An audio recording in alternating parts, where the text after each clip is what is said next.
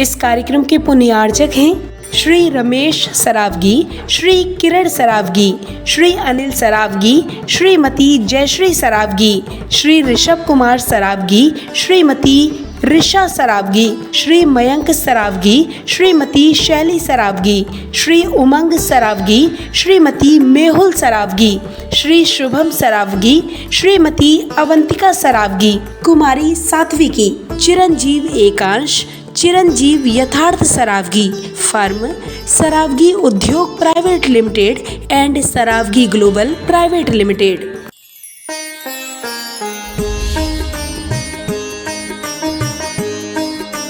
देवी 1008 आदिम तीर्थंकर श्री आदिनाथ भगवान की। दोनों हाथों को आकाश को ऊंचाई प्रदान करते हुए पूरी चेतना के साथ में अपनी उपस्थिति का एहसास प्रदान कीजिएगा। चैतन्य चमत्कारी श्री चंद्र प्रभु भगवान की, परम शांति विधायक श्री शांतिनाथ भगवान की, चिंतामणि श्री पार्श्वनाथ भगवान की, वर्तमान शासन नायक श्री महावीर भगवान की, 24 तीर्थंकर भगवंतों की, संत शिरोमणि 108 आचार्य गुरुवर श्री विद्यासागर जी महामुनिराज की, आचार्य श्री समय सागर जी महाराज की, गुणायतन प्रणेता शंका समाधान प्रवर्तक भावना योग जनक तरुणाई के प्रखर वक्ता पूज्य मुनिवर श्री प्रमाण सागर जी महाराज की, पूज्य मुनिवर श्री संधान सागर जी महाराज की, समस्त मुनि संघ की। आइएगा बंधुओं, टीवी चैनल का सबसे लोकप्रिय कार्यक्रम शंका समाधान के इस दिव्य सत्र को आप सभी लोग मध्य प्रदेश की राजधानी भोपाल स्थित आचार्य श्री विद्यासागर प्रबंध विज्ञान संस्थान तथा श्री विद्या प्रमाण गुरुकुलम के दिव्यतम परिसर से देख और सुन रहे हैं। यहाँ पर उपस्थित आप सभी का देश और दुनिया में अपने घरों पर बैठ करके इस समय जनवाणी चैनल और अन्य डिजिटल माध्यमों से इस कार्यक्रम को देखने वाले सभी सुधी श्रोताओं का हम हार्दिक हार्दिक स्वागत एवं अभिनंदन करते हैं। बंधुओं, जैसे कि हम सभी के लिए मालूम है, पूज्य श्री का मंगलमय चातुर्मास गुरुकुलम के इस दिव्यतम परिसर में चल रहा है और हम सभी लोग प्रतिदिन गुरुकुलम से जुड़ते हैं। हम उन सभी दानदातारों की घोषणा करें, आप सबके नामों की घोषणा करें और गुरुकुलम से जुड़ने के लिए आपके लिए क्या कर सकते हैं, आप उसके लिए आपके पास पहुंचे। उसके पहले आप सब दोनों हाथों को जोड़िएगा, आपके लिए भी मंगल आशीष की छांव मिले और आपके माध्यम से देश और दुनिया में इस कार्यक्रम को देख रहे सभी सुधी श्रावकों के लिए भी मंगल आशीष की छांव प्राप्त हो। दोनों हाथों को जोड़कर बोलेंगे हमारे साथ, हे महाराज श्री नमोस्तु नमोस्तु नमोस्तु, इच्छामि इच्छामि इच्छामि। और आइएगा बंधु, जैसे कि हम सभी के लिए मालूम है, पर्वराज पर्युषण एक दिन के बाद ही प्रारंभ होने जा रहा है और प्रतिवर्ष की भांति पूज्य श्री के भी पावन श्री चरणों में आध्यात्मिक ऊर्जा को प्राप्त करने के लिए श्रावक संस्कार शिविर का आयोजन किया गया है और शिविरार्थियों का आना भी प्रारंभ हो गया है। कल दोपहर तक लगभग शिविरार्थी यहाँ पहुँच चुके होंगे और इस वर्ष जो संख्या निर्धारित थी उससे भी प्लस होकर के ये संख्या गई है। हालांकि 15 अगस्त को ही हमने रजिस्ट्रेशन बंद कर दिया था, लेकिन उसके बाद भी लोगों का लगातार निवेदन रहा, आवेदन रहा और जो संख्या थी उससे लगभग 1.5 गुनी संख्या शिविरार्थियों की इस बार हुई है। और ये बड़ा सौभाग्य है कि मध्य प्रदेश की राजधानी जैसे भोपाल जैसे महानगर में महाराज श्री के विराजमान रहते हुए भी जहां पर महाराज श्री विराजमान है, ऐसे गुरुकुलम के दिव्यतम परिसर में आपको इस हरितिका के बीच में एक तीर्थ जैसा अनुभव होगा, आनंद आएगा। यहाँ पर महानगर की कोई चकाचौंध नहीं है, कोई गाड़ियों की आवाज नहीं, कोई प्रदूषण नहीं और आप इस खुले बितान में यहाँ पर रह करके अपनी आध्यात्मिक चेतना को और ऊर्जान्वित बना सकते हैं।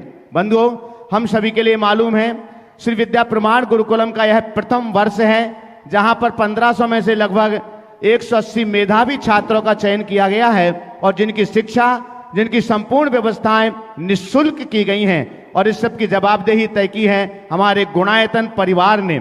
गुणायतन परिवार उन सभी बच्चों की संपूर्ण व्यवस्थाओं को संपन्न कर रहे हैं और आज मैं आपके लिए पुनः बतला दूं एक बार, जो लोग चैनल के माध्यम से देश और दुनिया में इस कार्यक्रम को सुन रहे हैं, आप भी गुरुकुलम से जुड़ करके शिक्षा और संस्कार में अपनी संपत्ति का सदुपयोग कर सकते हैं। गुरुकुल गौरव के रूप में 11 लाख रुपए की राशि से जुड़कर, गुरुकुल नायक के रूप में 5 लाख रुपए की राशि से जुड़कर, विद्या विभूति के रूप में 2,51,000 रुपए की राशि से जुड़कर गुरुकुल मित्र के रूप में 1,21,000 रुपए की राशि से जुड़कर और गुरुकुल प्रेमी के रूप में 51,000 रुपए की राशि से जुड़कर के आप ये सौभाग्य प्राप्त कर सकते हैं।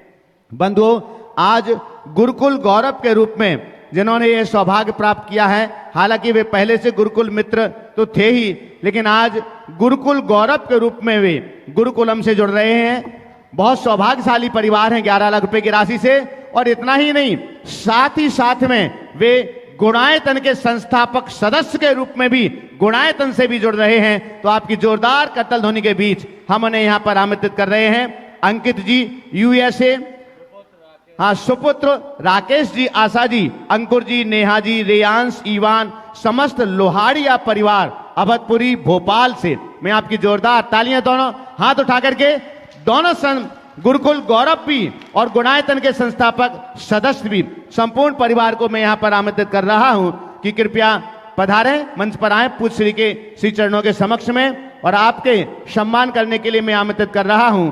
हम गुणायतन परिवार की ओर से गुणायतन के शिरोमणि संरक्षक श्री प्रेमचंद जी प्रेमी साहब के लिए मैं यहां पर आमंत्रित कर रहा हूं। साथ ही गुरुकुलम और गुणायतन की टीम के साथ ही अनुपम पंडित जी को मैं यहां पर आमंत्रित करता हूं। हाँ, गुणायतन के शिरोमणि संरक्षक हैं। और सुबोध जी नगर निगम, उनके लिए भी मैं आमंत्रित कर रहा हूं। महिला सम्मान के लिए चंद्रकला जी पाटनी, कृपया पधारें। बंधु, एक बार जोरदार जोरदार करतल ध्वनि। एक दिन में दोनों सौभाग्य एक साथ इस परिवार ने प्राप्त किए हैं, गुरुकुल गौरव के रूप में भी और गुणायतन के संस्थापक सदस्य के रूप में भी। विक्की में मिनट जल्दी। और बंधुओं, जैसे कि आपके बीच घोषणा की गई थी कि यहाँ भोपाल की ये हमेशा हर वर्ष के लिए समाज की बहुत ही उदारता रही है कि वे प्रतिवर्ष जो पर्वराज पर्यूषण में यहाँ पढ़ने वाले छात्र हैं, बाहर से आने वाले हैं, या अन्य जो श्रावक बंधु हैं जिनकी व्यवस्थाएं नहीं है, तो वे शुद्धि की व्यवस्था उनकी बना करके रखते हैं ताकि वे एकासन कर सके, अपनी आत्मा आराधना कर सकें। और इस वर्ष भी जहां जहां पर, यहाँ तो गुरुकुलम में जो शिविर लग रहा है, यहाँ पर तो महाराज श्री ने पहले भी आपके लिए कहा था, यहाँ तो सभी के लिए व्यवस्था है ही, लेकिन इसके अलावा अहिंसा विहार में भी ये व्यवस्था की गई है। बावड़िया कला में भी ये व्यवस्था है। जवाहर चौक, सिद्धार्थ लेक सिटी, MP नगर पर्यूषण में शुद्ध भोजन की व्यवस्था है। और 3 जगह ये निःशुल्क व्यवस्था ही है, सिद्धार्थ लेक सिटी और MP नगर में सशुल्क ये व्यवस्था है। अति बावड़िया कला जैन मंदिर में भी व्यवस्था आप सबके लिए की गई है। बंधुओं, बहु प्रतीक्षित आप सबके लिए बार बार बीच में घोषणा की जाती रही है कि कार चलेगा। तो अभी हम सीधे सीधे चलते हैं पूज्यवर मुनि श्री संधान सागर जी महाराज जी के पावन श्री चरणों में कि वे शंका समाधान के सत्र के लिए आगे गति प्रदान करें। नमोस्तु। चलते हैं गुरु चरणों में। इस पावन धरा से संस्था समाधान का सत्र अपन प्रारंभ करें। और आज अपने बीच में संघ की वरिष्ठ दीदियां मैं देख रहा हूँ यहाँ पर उपस्थित हैं।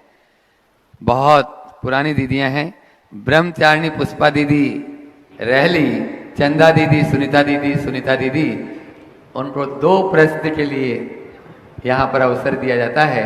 आप लोग जोरदार ताली से इन्हें मोक्ष मार्ग में आगे बढ़ने वाली सभी दीदियों का स्वागत अभिनंदन कर दें। वे अपना प्रश्न गुरु चरणों में करें और तैयार रहेंगे मोहित जी जैन मालथोन। परम पूज्य मुनिवर श्री प्रमाण सागर जी महाराज जी और संधान सागर जी महाराज जी के पावन चरणों में नमोस्तु निवेदित करते हुए, छुल्लक जी के चरणों में इच्छा में निवेदित करते हुए, बहुत ही सुखद अवसर अपन सबको प्राप्त होने जा रहा है। परसों से पर्यूषण पर्व प्रारंभ होने जा रहा है। पूरा विश्व इस पर्यूषण पर्व से अपने जीवन को धन्य करता है। तो हम चाहते हैं कि मुनिश्री ऐसा कुछ उपदेश दे दें कि पूरा विश्व जो पर्यूषण पर्व प्रारंभ करने जा रहा है उसमें मुख्य नियमों का किस तरह से उन्हें ध्यान रखना है। नमोस्तु महाराज जी। देखिए, पर्यूषण पर्व हमारा महापर्व है, 10 लक्षण। ये 10 धर्म का पर्व। सबसे पहली बात तो इस 10 धर्म को केवल पूजा अनुष्ठान तक सीमित न रखें। ये आध्यात्मिक पर्व है और इन्हें एक आध्यात्मिक आराधना का रूप देने की कोशिश करें। हम लोगों से प्रायः इतनी बड़ी चूक होती है कि हम क्षमा आदि धर्मों की पूजा तो कर लेते हैं, लेकिन क्षमा आदि भावों को जगाने का कोई अभ्यास नहीं कर पाते। सबसे पहली बात मैं कहूँगा कि इन 10 दिनों में आप अपने आप को कसने का लक्ष्य बनाकर 10 दिन आम दिनों से हटकर जिए। मैं शिवरार्थियों की तो खैर अलग दिनचर्या होगी, मैं आम जनों के लिए आज 10 नियम बता रहा हूँ। उसमें आप प्रतिदिन ये 10 नियमों का अगर पालन करें, आप लोग नोट भी कर सकते हैं और ये संदेश पूरे देश में फैलाया जा सकता है। सबसे पहला नियम, सूर्योदय के पहले उठना। 10 दिन सूरज के दर्शन करो। जो देर रात काम करते हैं वे भी इस पर ध्यान दें, सूर्योदय से पूर्व उठे। दूसरी बात, नित्य अभिषेक पूजन करें प्रतिदिन। तीसरा नियम, रोज भावना योग करें, 5 मिनट वाला भी। ये हमारे लिए क्षमादिक भावों को साकार करने का आधार बनेगा। भावना योग करें, सामायिक करें, ध्यान करें, जिसके पास जितनी सुविधा हो उतना आप काम करें। तीसरी बात, 10 दिन तक बन सके जो उपवास करते उपवास करें, उपवास नहीं कर सकते एकासन करें, एकासन नहीं कर सकते 2 आसन करें, और 2 आसन भी नहीं बन सकता तो रात में 4 प्रकार के आहार का त्याग करें, और 10 दिन बाहर के भोजन का परित्याग करें। एक खान पीन की शुद्धि की बात है, ये तीसरा नियम है। चौथा, अगर आप लोग अपना सको बड़ा अच्छा होगा, मौन पूर्वक भोजन करें। कसिए अपने आप को, मौन पूर्वक करिए। कदाचित आप मौन धार कर भोजन नहीं कर सकते तो मांग कर नहीं खाएंगे। भिखारी क्यों बनना, मांग कर नहीं खाना, जो दे देगा ले लेंगे। ये एक अपने जीवन में लाइए। और अगला नियम, प्रसाधन सामग्री का त्याग करें। तेल, फुलेल, साबुन, इत्र 10 दिन नहीं लगाना। सेविंग भी छोड़ दीजिए। अब कुछ लोग हैं जो डेली सेविंग के आदी हैं। जितना बन सके आप अपने आप को संयम में बनाइए, इंद्रिय जय करने का अभ्यासी बनिए। 8वां नियम है कि आप 1 घंटे का मौन का अभ्यास कीजिए। प्रतिदिन 1 घंटे मौन का अभ्यास। 9वां नियम, 1 जाप करो। प्रतिदिन 1 जाप करो। और 10वां नियम, भोजन में रोज कोई एक प्रिय वस्तु का त्याग करो। बहुत बढ़िया, बहुत। 10 हो गए? 10 हो गए ना पूरे? हाँ 10 हो गए। आप लिखने में चूक गए, छुलक जी लिख लिए 10। 10 है ना पूरे? हाँ 10 है। लाओ रिपीट कर देता हूँ एक बार, दो मेरे। सूर्योदय से पूर्व उठना, पूजन अभिषेक करना, भावना योग करे या ध्यान करे, रात्रि में 4 प्रकार का आहार का त्याग अथवा एकासन या जितना संभव हो बाहर का त्याग, मौन पूर्वक भोजन, न कर पाए तो मांग कर न खाएं, प्रसाधन सामग्री का त्याग, बाहर की वस्तुओं का त्याग, 1 घंटे मौन का अभ्यास, प्रतिदिन 1 जाप और भोजन में एक प्रिय वस्तु का परित्याग करे। यदि ये आपके नियम हो जाए, पूरे हो गए ना? ठीक है ना? हाँ, ये नियम आज आप सब तक पहुंचा दीजिए। अगर ऐसे नियम का अनुपालन आप लोग करेंगे तो अपने जीवन में कुछ अच्छा घटित कर पाएंगे। ये 10 नियम बड़े सामान्य से नियम हैं। यदि आप इन्हें अपनाते हो तो आप पाएंगे कि हम अपने जीवन को संयम के रास्ते पर आगे बढ़ाने में। युगल मुनि के चरणों में बारंबार नमोस्तु। इक्षण महाराज श्री द्रव्य संग्रह के अंदर भगवान नेमिचंद्र आचार्य कहते हैं, सद्दो बंदो स्वयमो थूलो संस्थान भेद तम छाया, उज्जो दादा सैया पुगल दबस पच जाया। महाराज श्री जो तम शब्द जो आया है, और इस तम शब्द में 4 चीजें आई हुई हैं। एक तो इसका रूप, रस, गंध और वर्ण। महाराज श्री कैसे समझ में आएगा कि इसमें रस है अथवा वर्ण है? जैन दर्शन कहता है जिसमें 1 है उसमें 4। ये जैन दर्शन की विशेषता है। अन्य दर्शन में पृथ्वी में 4 मानते हैं, जल में गंध को छोड़कर 3 मानते हैं, अग्नि में स्वाद और गंध छोड़कर केवल स्पर्श और रूप मानते हैं, और वायु में केवल स्पर्श मानते हैं। जैन धर्म कहता है जहाँ एक है वहाँ चारों। ये हो सकता है कि प्रकाश और अंधकार में रूप की अधिकता दिखती है, बाकी चीज़ें देखने में नहीं आती, हाँ, पर उसमें और चीज़ें भी हैं। एक किसी में किसी एक की प्रमुखता और किसी एक की अल्पता हो सकती है, लेकिन जहाँ एक है वहाँ चारों। नमस्ते।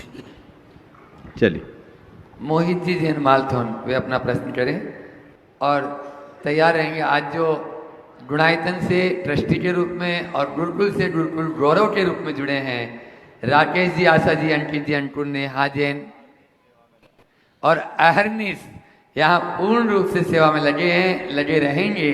यहीं पर वे पूजा अभिषेक प्रतिदिन राकेश जी करते हैं। उनके दोनों सुपुत्र भी यहाँ पर हैं। वे अपना प्रश्न, अंकित भाई अपना प्रश्न करेंगे। यूएसए से भी अपने बीच में अंकित भाई हैं, वे अपना प्रश्न करेंगे। करो मोहित जी। मुनि जी के चरणों में मेरा एवं समस्त मोदी परिवार मालथौन का त्रैवार नमोस्तु नमोस्तु नमोस्तु। महाराज श्री, मेरी शंका यह है कि आजकल 1 या 2 बच्चे होते हैं परिवार में, लेकिन माता पिता उन्हें अपने पास न रखकर बाहर पढ़ने भेजते हैं। यह बात अच्छी है कि बच्चा एजुकेटेड हो जाएगा, लेकिन वहीं माँ बाप ये क्यों नहीं चाहते कि बच्चा बाहर रहकर नौकरी करे?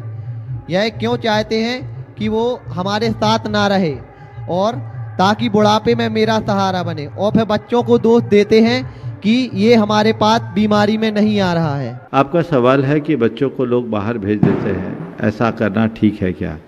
देखिए, बाहर भेजना आज की एक आवश्यकता हो गई, उच्च शिक्षा में भेजना आज की एक आवश्यकता हो गई। बाहर भेजना बुरा नहीं है, लेकिन लोगों को शुरू से अपनी मानसिकता बनानी चाहिए। बच्चों की मानसिकता बनाए कि हमें नौकरी नहीं करना है, हमें नौकरी देना है।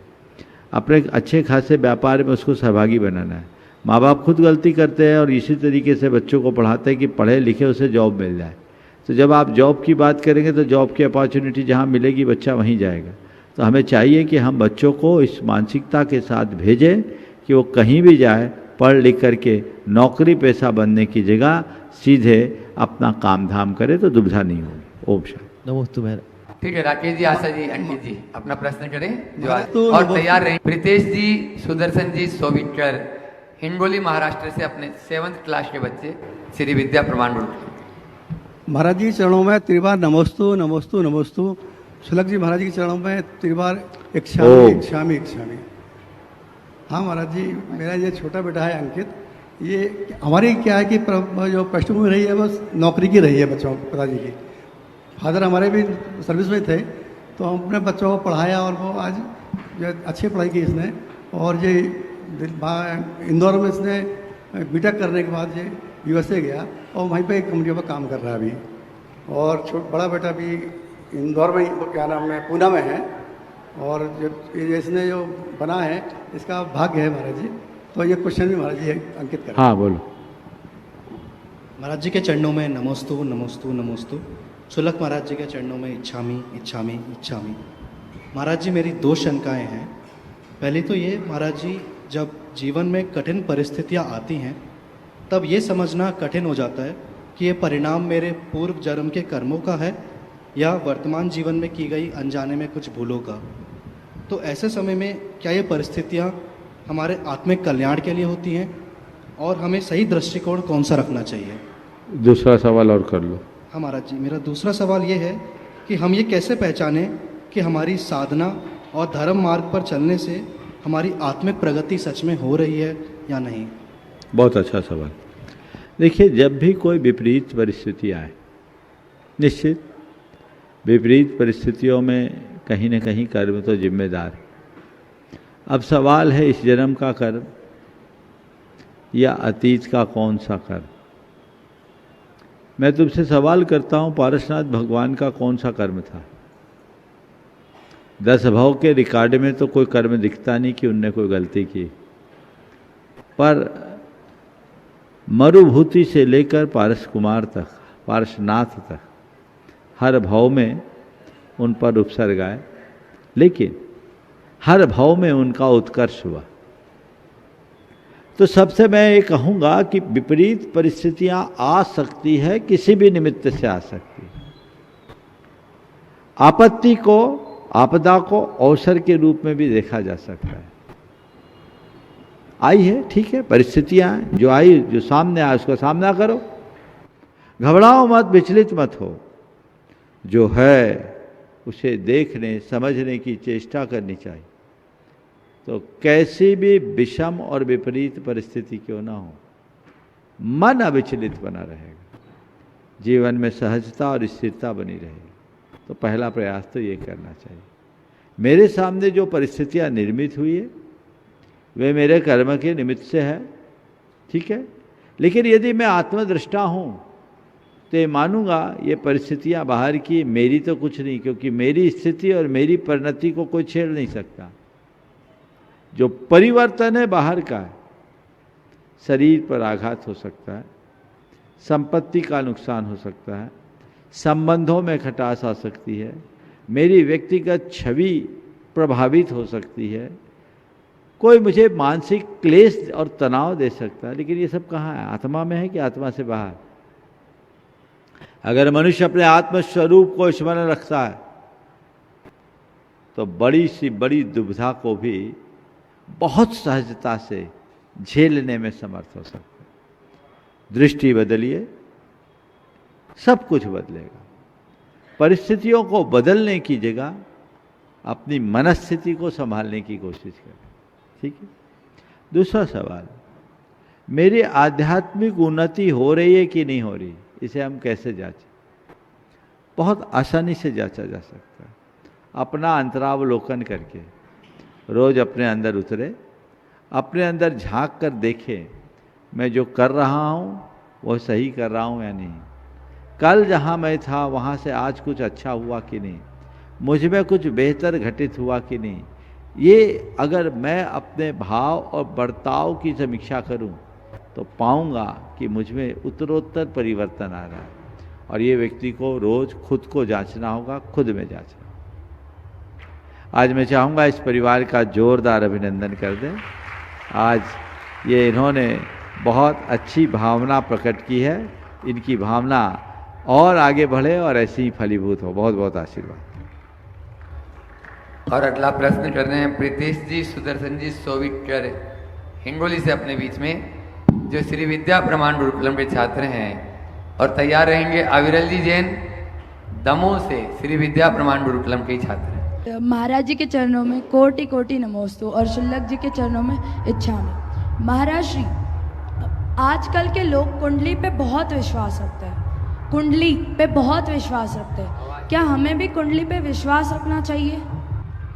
मैंने अनेक बार इस विषय में अपना मार्गदर्शन दिया है कि आज के ज़माने में कुंडली अप्रासंगिक हो गई, क्योंकि जन्म स्थान भी अब बदल गया है और जन्म समय भी। स्वाभाविक रूप से न तो किसी का जन्म होता है, स्थान भी और समय भी। अब भोपाल से 200 किलोमीटर दूर का व्यक्ति भोपाल में डिलीवरी करा रहा है, तब उसकी जन्म पत्री तो भोपाल के हिसाब से बनेगी। और अब सामान्य प्रसूति तो होती नहीं, नॉर्मल डिलीवरी होती नहीं, सब सिजेरियन होती है, तो शल्य क्रिया के हिसाब से डॉक्टर जो टाइम देता है उसमें होता है। तो अब तो लोगों की कुंडली पहले बन जाती, बच्चा बाद में पैदा होता। तो जन्म कुंडली का मतलब क्या होगा? उसका अक्षांश देशांश तो उसी पर होगा, उसी के अनुरूप उसका इष्ट काल बनेगा, जो कुंडली का सबसे महत्वपूर्ण पक्ष है। तो ये चीज़ें गहराई तक प्रभावित करती है, इसलिए उसको उसी तरीके से देखना और समझना चाहिए। तो महाराज जी, सच है कि झूठ है? अरे बोला तो कुंडली गलत नहीं है, लेकिन कुंडली अब अप्रासंगिक हो गई, समझ गए? चलिए। अविरल जी जैन दमोह से श्री विद्या प्रमाण गुरुकुलम के छात्र हैं। और उसके बाद में तैयार रहेंगे अपने बीच में गुणाई संघ के जनसंपर्क प्रमुख प्रदीप जी काला रांची से। दोनों मुनिराजों के चरणों में बारंबार नमोस्तु नमोस्तु नमो, और शुल्लक जी के चरणों में इच्छा में इच्छा में इच्छा। महाराज जी, 8 साल की आयु में सम्यक दर्शन प्राप्त करने की योग्यता आ जाती है। महाराज जी, हम 11 वर्ष के हो गए हैं, तो हम कैसे सम्यक दर्शन की प्राप्ति करें? बहुत अच्छा सवाल किया। 8 वर्ष की आयु में सम्यक दर्शन ग्रहण करने की योग्यता प्राप्त हो जाती है। और तुम लोगों ने पूछा हम क्या करें? बस थोड़ा सा अपने आत्मा के बारे में सोचना शुरू करो, थोड़ा स्वाध्याय करो, तत्व का श्रद्धान होगा। अभी तुम्हारे अंदर सम्यक दर्शन क्या, सच्चे अर्थों में देखा जाए तो 8 वर्ष की उम्र में केवल ज्ञान प्रकट करने की क्षमता आ जाए। समझ गए? तत्व को समझोगे, जीवन के मर्म को जानोगे, देव शास्त्र गुरु की शरण में रहोगे तो चीजें आ जाए। ठीक है? नमोस्तु महाराज जी। प्रदीप जी टाला रांची से अपने बीच में मैं चाहूंगा एक बार जोरदार ताली से उनका स्वागत करें। हो वे अपना प्रश्न गुरु चरणों में करें और उसके बाद में तैयार रहेंगी चंद्रकला जी पाटनी रांची। नमोस्तु गुरुदेव। गुरुदेव, कल 27 अगस्त को मेरा 63वां जन्मदिन है। गुरुदेव, मैं बहुत चिंतन में हूँ। अनेक जन्मदिन मना लिए, बहुत केक काटे, गुलदस्ते रिसीव किए, पार्टियाँ दी और बहुत तरीके से आनंद मनाया। लेकिन गुरुदेव, कहीं ना कहीं यह सब लोकाचार खोखला लगता है। तो मार्गदर्शन चाहिए कि कल जन्मदिन में मेरे भाव कैसे होने चाहिए, मेरी आत्मा के अंदर में किस तरीके के विचार चलने चाहिए। गुरुदेव, मैं इस जन्म को कैसे सफल बना सकूं, इस पर आपका मार्गदर्शन चाहिए। बहुत सुंदर, बहुत अच्छा सवाल आपने किया है। बंधुओं, पहले तो मैं कहूँगा कि एक बार प्रदीप भाई का सुनो तो क्यों तालियां बाज में बजाना, इन्हें एक अनुकरणीय आदर्श उपस्थित किया। जैसे ये 60 साल के हुए, 62 साल जी, 60 साल की उम्र में 60 साल के होते ही इनने अपने आप को व्यवसाय से मुक्त कर लिया। बहुत अच्छा इनका म्यूचुअल फंड और फाइनेंस का कारोबार, इनने अपने बेटे का राज तिलक करके सारा व्यावसायिक भार उसके कंधों पर डाल दिया जी, और खुद पूरी तरह निर्वित्त हो गए हैं और वर्तमान में गुणायतन के अभियान को गति देने के लिए पूरी तरह समर्पित हो। लोगों को सीखना चाहिए। और इन्होंने जब मुझसे कहा, मैंने कहा ऐसा तुम निर्णय ले रहे हो? बोले हाँ। बोले क्यों? बोले किसके लिए कमाना, मेरा बेटा लायक है, वो कमाएगा, मुझे ज़रूरत नहीं, और मुझे जितनी चाहिए उतनी मैं अर्जित कर चुका हूँ, मुझे बेटे के आगे हाथ फैलाने की ज़रूरत नहीं है। इनने अपने बेटे को लायक बनाया, उस पर भरोसा किया और बेटे ने इनके बिजनेस में बहुत अच्छी ग्रोथ दी, इनकी उम्मीद से ज़्यादा ग्रोथ दी। क्या अच्छा हो कि लोग कोल्हू का बैल बनने की जगह कुछ ऐसा करे कि अपने जीवन को निर्वृत्ति की ओर मोड़े। एक समय के बाद आत्म सेवा, परमार्थ सेवा, अध्यात्म और समाज सेवा के मार्ग में लगकर अपने जीवन को कृतार्थ करे।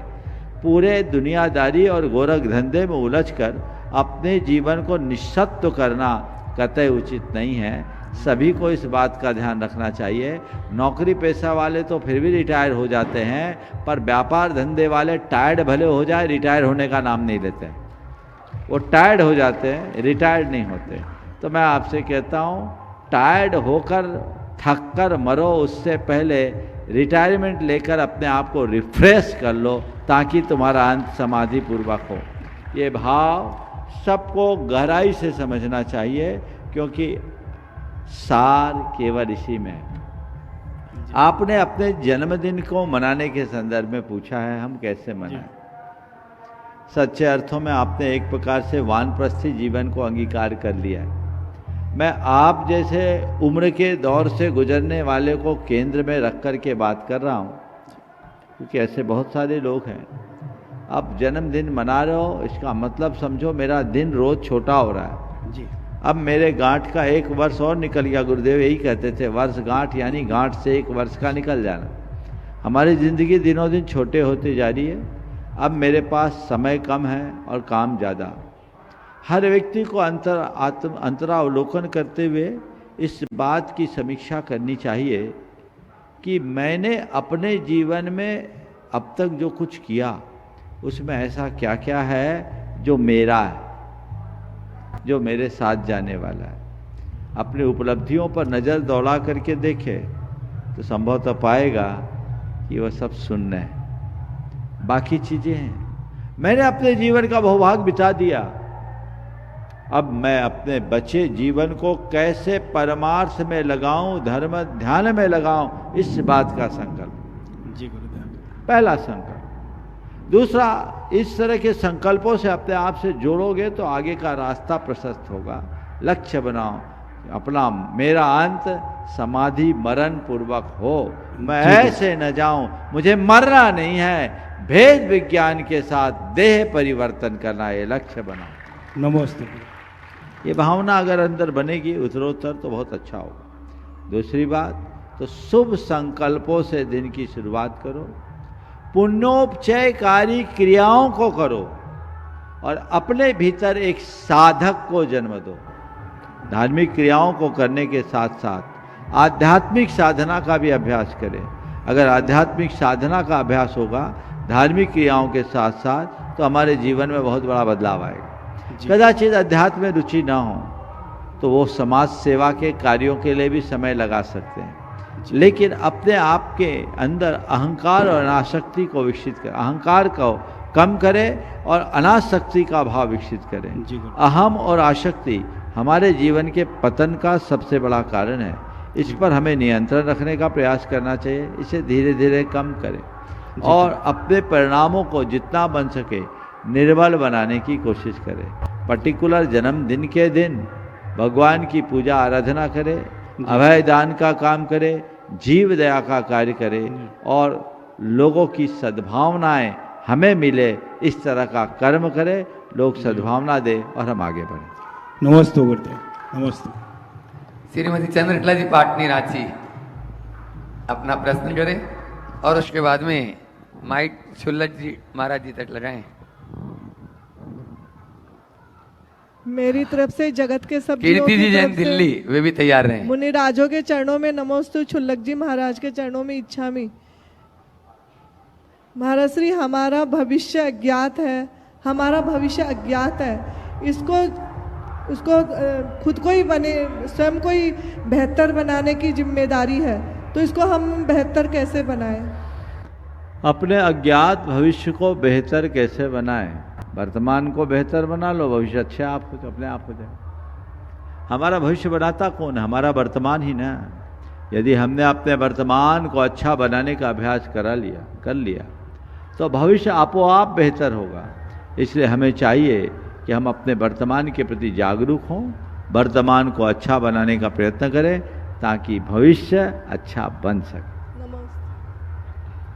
कीर्ति जी जैन दिल्ली गुणायतन ट्रस्टी और उनके साथ में कांता जी दिल्ली भी साथ में रहे और उसके बाद में तैयार रहेंगे नरेंद्र जी टोंडिया अपनी पूरी टीम के साथ में। गुरुकुलम चातुर्मास समिति और गुणायतन के प्रांतीय अध्यक्ष तो हैं ही, तो इसलिए अपने साथियों के साथ में सभी जितने नवरत्न परिवार वे भी साथ में उनके हो जाएंगे।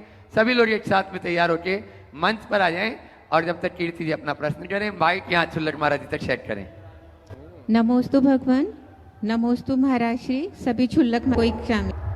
गुरुदेव, जब हम ऊर्जा प्रवाह ध्यान करते हैं तो ब्रह्मांड की सभी सकारात्मक शक्ति घनीभूत होकर हमारे मस्तिष्क पर गिर रही है, ऐसी हम भावना भाते हैं। तो गुरुदेव, जब हम ऊर्जा को सिर से प्रवेश करते हैं तो वो तो हम महसूस करते हैं, पर पूरे शरीर में होते हुए वो पंजों तक जाती है ऐसा महसूस नहीं कर पाते। तो गुरुदेव, हमारे मस्तिष्क में ऊर्जा प्रवेश करने से हमारा जो एमिगडाला, प्रीफ्रंटल कॉर्टेक्स और हिप्पोकैम्पस है वो तो प्रभावित होते होंगे, तो क्या ये काफ़ी है? देखिए, ऊर्जा प्रवाह ध्यान अभ्यास से पूरा होता है। अगर सतत अभ्यास करेंगे तो आप ऐसा कर सकेंगे, पर कदाचित ऐसा नहीं होता तो कोई चिंता मत। आप भावना भाइये कि मेरे पूरे शरीर में ऊर्जा का संचार हो रहा है, पर वो महसूस नहीं, मेरे अंदर की नकारात्मकताएं जा रही है, धारा अंदर नहीं जा रही है, पर भाव धारा बन जाएगी तो भी काम करेगा। तो भाव धारा अपना बहुत प्रभाव छोड़ती है, उसके अनुरूप काम करें। हाँ बोलिए। नरेंद्र जी टोंडिया माइक वहां तक पहुंचाएं। गुणायतन के प्रांतीय अध्यक्ष और साथ में नवरत्न के सभी नवरत्न परिवार वरिष्ठ यहाँ के जो है अपने सुगंधी लाल जी, शिरोमणि संरक्षक रोहित सुगंधी परिवार और साथ में ही अन्य और भी चातुर्मास व्यवस्था समिति, गुरुकुल परिवार, सभी लोग एक साथ। महाराज जी नमस्तु नमस्तु नमस्तु नमस्तु। महाराज श्री सिद्ध चक्र महामंडल विधान अष्टांगिकामय में हो रहा था हमारा श्री गुरुवर, बहुत से लोगों के फोन आ रहे हैं और सब कह रहे हैं कि उसमें विवाह और शादियों का समय बहुत ज़्यादा है, बहुत जगह पे शादियों का समय हो रहा है हमारा श्री। तो लोगों का सुझाव है, लोग बात कह रहे हैं क्यों ना ये दशहरे से दीपावली के बीच में ये कार्यक्रम अच्छा हो जाए तो बड़ा उत्तम रहेगा हमारा श्री। हो देखो बंधु, अष्टानिका पर्व के विधान का आप लोगों ने निवेदन किया था। निवेदन तो आपने किया, तैयारी भी कर ली। आपको भी असुविधा, हम भी चाहते हैं ये विधान पहले हो जाए तो हमें थोड़ी सुविधा हो जाए। तो इसलिए आपकी भावना को हमने अच्छे से समझ लिया और आज दोनों विधान के डायरेक्टर यहाँ उपस्थित है। इन लोगों ने कोई मुहूर्त शोध लिया है। मैं चाहूँगा वो मुहूर्त अभी आप सब सार्वजनिक कर दीजिए। और अब ये विधान के कार्यक्रम को थोड़ा संशोधित कर लिया गया है ना? आप लोग बोलोगे, मैं बोल दूँ? चलिए, इन लोगों ने मुहूर्त शोधा है 4 अक्टूबर से 12 अक्टूबर का। दीपावली 20 अक्टूबर की है, उसके 8 दिन पहले 21 अक्टूबर 2021 को लाडू 21 को चढ़ेगा, तो उसके पहले आपको सुविधा हो जाएगी। इस बार अष्टानिका में हम थोड़ा फ्री रहना चाहेंगे, इसलिए विधान कोई ज़रूरी नहीं है सिद्ध जग विधान अष्टानिका में ही हो। पहले भी यहाँ 84 मंडली विधान हो गया है और दूसरा संशोधन ये विधान इसी मंडप में होगा। समझ गए? इसलिए सभी को सूचना दे दीजिए जिनको भी विधान में सम्मिलित होना है, जिनके नाम पहले आ गए और जिनके नाम नहीं आए हैं। अब नहीं सोचे कि अब अक्टूबर के एंड में विधान होगा। अब तो 4 अक्टूबर से 12 अक्टूबर तक के लिए विधान का ये स्वरूप निश्चित हुआ है। पूरे भोपाल में ये संदेश पहुंचा दे। भोपाल के लोगों को प्रमुखता है, बाहर के लोगों का भी स्वागत है, लेकिन ये विधान इसी डेट में होगा, संशोधित तिथि में। इसलिए जिनको भी आना है आप इसमें लाभ ले सकते हैं। जहाँ तक अष्टानिका का सवाल है, कोई ऐसा नियम नहीं है कि अष्टानिका में ही सिद्ध चक्र विधान हो। विकल्प मत कीजिए, अच्छा है पहले से कर लीजिएगा तो आप हमको बहुत सहूलियत हो जाएगी। ऐसे भी बहुत लंबा प्रवास भोपाल में हुआ है तो थोड़ा और जगह भी बौछार होनी चाहिए। इसलिए आज ये सुनिश्चितता अच्छे से थोड़ी सुविधा हो जाए और काम हो जाए, लाभ मिल सकता है। इसलिए सभी लोग ये सूचना आज से ही जारी कर दें। ये कार्यक्रम संशोधित हो गया है। जिनने पहले नाम दिए, यदि उनको सहूलियत है तो इस डेट में आए, सहूलियत ना है तो वो समिति से संपर्क कर ले। लेकिन विधान 4 से 12 अक्टूबर की डेट में ही निश्चित है और इसी मंडप में होगा। आप जितना रस लेकर उसमें लेना चाहें आप ले सकते हैं। सबको आशीर्वाद। बंधु, पूज्य महाराज श्री के मुखारबिंद से आपने तारीख और स्थान को सुनिश्चित कर लिया है और ये निश्चितम मान करके चलना पड़ेगा कि ये स्थान इसलिए चयनित हुआ है कि ये नौनिहाल जो नन्हे मुन्ने बच्चे आपको दिखाई दे रहे हैं ना, इनका पुण्य बड़ा प्रबल पुण्य है।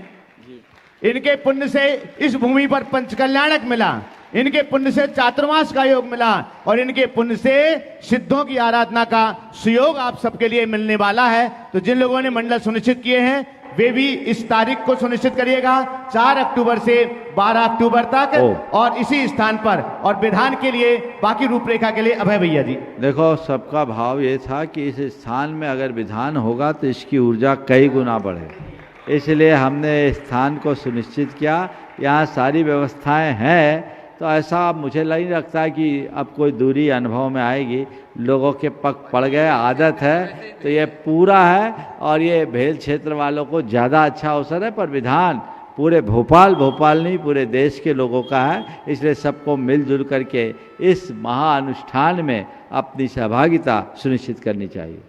परम पूज्य मुनिवर के आशीर्वाद से हमारी जो समाज की भावना थी, उस समाज की भावना को ध्यान में रखते हुए गुरुवर ने जो संकेत दिया है, निश्चित भोपाल वाले कोई काम नहीं करते हैं तो काम करते हैं तो इतिहास रचाते हैं। हमने 84 मंडली विधान किया था, अपने आप में अद्भुत अतिशयकारी हुआ था। और यहाँ पर अवधपुरी के राम के सानिध्य में अगर कोई विधान होगा तो पूरी अयोध्या, भोपाल क्या पूरा भारतवर्ष यहाँ पर उपस्थित होगा। मैं आपसे कहना चाहूँगा, आप जानते हैं पूरे अनुष्ठान में मुनिवर का सानिध्य प्राप्त होता है, मंत्रों की आराधना होती है और वो आनंद आता है जो आनंद अकेले में नहीं आता। मैं आपसे यही कहना चाहूँगा, गुरुवर के आशीर्वाद से आगामी 4 अक्टूबर से 12 अक्टूबर तक ये महानुष्ठान प्रारंभ होगा अवधपुरी में इसी स्थान पर। और जो भी मंडल लेके पूरे परिवार के साथ गुरुवर के सानिध्य में ये अवसर प्रदान करना चाहते हैं, कमेटी संपर्क करके आप मंडल लेके पूरे परिवार के साथ इस अनुष्ठान में सम्मिलित होने का सौभाग्य प्राप्त कर सकते हैं।